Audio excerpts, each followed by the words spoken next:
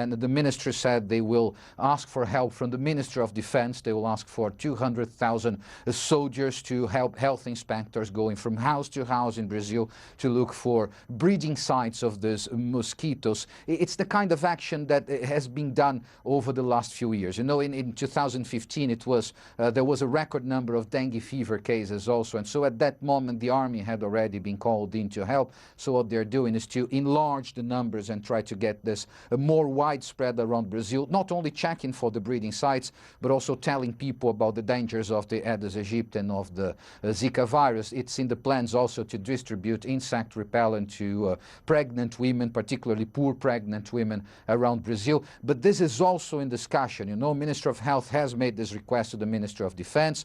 They don't have an answer yet whether these soldiers will be available. They're also still negotiating with insect repellent producers to try and get to terms that would allow the government to distribute this to pregnant women all over the country. We have also to remember that Brazil is in a moment of tightening its budget. The government has been promoting many cuts in budgets, including Ministry of Health. So, of course, this does not make it any easier to act when they are trying to face a serious epidemic like the Zika virus right now. And it's also important to notice that Carnival is coming up in about a couple of weeks, and there is concern by health experts that the big crowds that form in different parts of Brazil could help spread the virus, and also people traveling around could take it to new regions. For example, the worst affected area, the Brazilian Northeast, is also the place where there are some of the biggest carnival parties in the country. Thousands of people go to these regions, and they could bring the virus back to southern Brazil, where it's still not that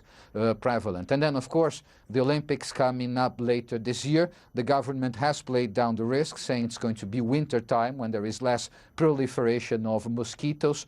But, well, it does make sense to some extent. But also in 2015, we had record numbers of dengue fever cases, even during winter. So it's not really that is a solution. What they say is that they will be inspecting all Olympic facilities very thoroughly in the months leading up to the event here in Rio de Janeiro.